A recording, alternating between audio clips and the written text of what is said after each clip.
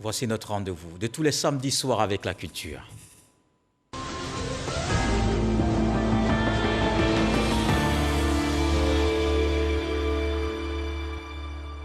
Pour commencer, et si on libérait en Zouglou? Les meilleurs de ce rythme musical sont connus, les éléphants d'or du Zouglou. Première édition, Yodé et Siro rafle la palme du meilleur groupe. Plus d'une vingtaine d'artistes et de personnalités culturelles récompensées.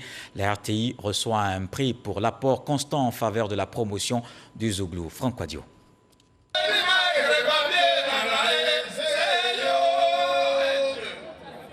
Leurs initiales comportent bonheur, le duo Yes, Yodé et Siro, Éléphant d'or 2020 consacrant les meilleurs groupes de la sphère Zouglou. On a fait 5 prix, nous disons merci à Dieu.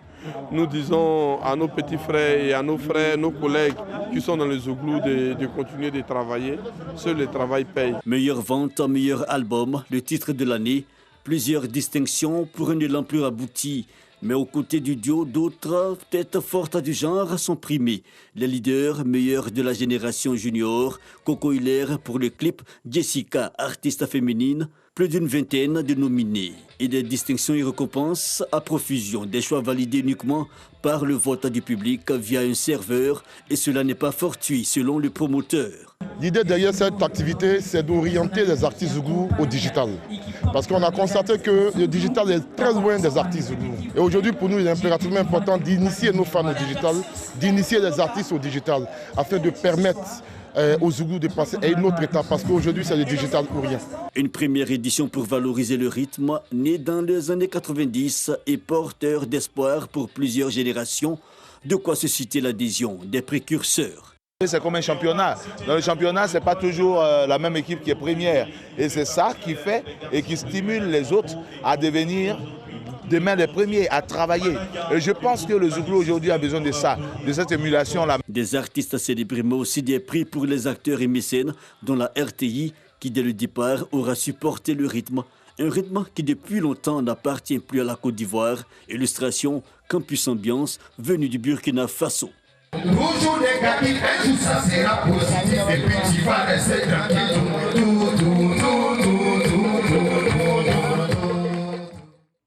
Et on retrouve l'invité de la page culture en cette nuit du destin. Quelle belle coïncidence pour parler d'une haute personnalité religieuse qui, toute sa vie durant, était au service des autres. Cheikh Aïma Boakari Fofana, l'homme, sa vision et son œuvre. C'est le titre de l'ouvrage Sous la plume de Touré en Liu, qui est l'invité de la page culture. Alors, avant tout, l'historienne française Maria Miron, dans son œuvre intitulée Islam, Histoire et modernité en Côte d'Ivoire, à la page de 301, dit de lui: Aboubakar Fofana fut le grand stratège, le principal architecte du réformisme islamique ivoirien. Qu'en pensez-vous? Je suis tout à fait d'accord, M. Koulibaly. Parce qu'en fait, ce que je dis aussi dans l'ouvrage que vous avez en main, c'est qu'il est le principal artisan de l'œuvre d'édification de la communauté musulmane en Côte d'Ivoire. Une communauté qui était désunie, fragmentée, sans organisation, sans but et sans leader dans les années 70. Et lorsqu'il revient de ses études du Caire, il décide donc d'aider cette communauté, de l'installer, de la structurer, de l'organiser. Et au bout de 40 ans après, on voit le succès. Et donc cette communauté, de par son action essentiellement, il a travaillé bien sûr avec d'autres, mais il est le principal fil conducteur qui a permis d'arriver à l'organisation que nous connaissons de la communauté musulmane. Alors, votre écrit biographique nous plonge donc dans les pas de l'un des guides de l'islam en Côte d'Ivoire les plus remarquables de par son impact sur la religion et par sa pratique. Franck Wadio revient sur cet ouvrage qui contient l'itinéraire estudiantin et professionnel de Cheikh Boakari Fofana. Des prêches et sermons que les fidèles musulmans n'entendront plus.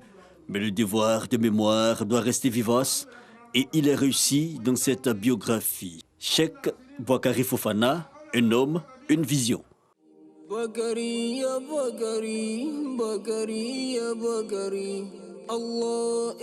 181 pages, dont un chapitre présentant la situation des musulmans en Côte d'Ivoire depuis la période coloniale.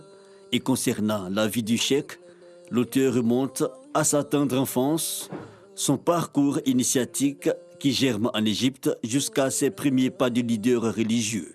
Jeune et plein d'idées novatrices, son parcours n'a cependant pas toujours été idyllique, car viendra le moment des épreuves, mais aussi l'ouverture de nouveaux chantiers communautaires, sorte de récompense à son abnégation. Dans le chapitre final, Touré Aliou dresse l'état des lieux et les différents défis, ceux de la foi, de l'unité et le défi politique après le départ du guide de la Oumma. L'ouvrage dépouillé donc d'artifice, car se voulant le plus explicatif possible, sa rédaction a débuté en 2013 et l'ambition était simple, comme le dit l'auteur lui-même, démontrer que Boakari Fofana, décédé le 17 mai 2020, a été l'architecte de la consolidation de la foi et de la communauté musulmane de Côte d'Ivoire. Alors, comme on vient de le voir, c'est vraiment sous sa responsabilité qu'il y a eu des efforts de rayonnement de l'islam. Les communautés, les mosquées vont naître. Est-ce qu'on peut revenir sur quelques faits majeurs? Oui, quelques faits majeurs. D'abord, lorsqu'il vient, il a connu quelques échecs. Il a d'abord essayé de travailler avec une organisation qu'on appelle les musulmans orthodoxes. Ça n'a pas marché. Il sentait que son souci et son ambition n'étaient pas partagés. Il essaie aussi d'investir la grande mosquée de la Djamé pour pouvoir amener les fidèles à prendre la religion dans cette dimension que lui, il voyait. Ça ne marche pas là aussi. Et il décide de se tourner vers la jeunesse. Et c'est à ce moment que ça commence à marcher. Il forme une équipe avec deux autres personnes, Elhaj Tidiane et Elhaj Lamine Kaba. À trois, on les appelait les trois mousquetaires qui, eux, ont commencé à travailler progressivement en direction de la jeunesse, les étudiants, les jeunes dans les quartiers et puis les cadres. Et progressivement, ça va prendre. Ça va amener donc la création de plusieurs associations pour prendre le champ social du pays, c'est-à-dire les jeunes, les associations de jeunesse, les associations estudiantines, scolaires, les associations des femmes, les associations des cadres, et puis après, dans les communautés vont se créer, c'est-à-dire ce sont des mosquées qui ont des gestions modernes, et qui sont gérés par des cadres qui, eux, donc, vont animer ces communautés-là. Mais ça n'a pas été aussi facile que ça. Il a connu beaucoup de difficultés. Plusieurs années hors du pays, notamment aux États-Unis, avant de revenir, de regagner la tête de l'organisation, notamment le COSIM. Ça a été quand même un parcours où il y avait beaucoup de difficultés. Oui, beaucoup de difficultés. Et M. Coulibaly, sachez que ces difficultés, la grande majorité de ces difficultés venaient même des musulmans eux-mêmes. Oui, parce qu'il y avait plusieurs obédiences, on préférait telle organisation par rapport à telle autre. Oui, bien sûr. Notamment, avant de pouvoir installer sa vision des organisations, il a dû affronter la vision traditionnelle qui était incarnée par ce qu'on appelle le Conseil supérieur islamique. Et là, à l'issue d'une bataille, il a réussi donc à créer en 1993 le CNI et ensuite le COSIM, c'est-à-dire les associations fédérées, et ensuite le Conseil des imams comme étant le clergé musulman qui va donc gérer toutes ces associations-là.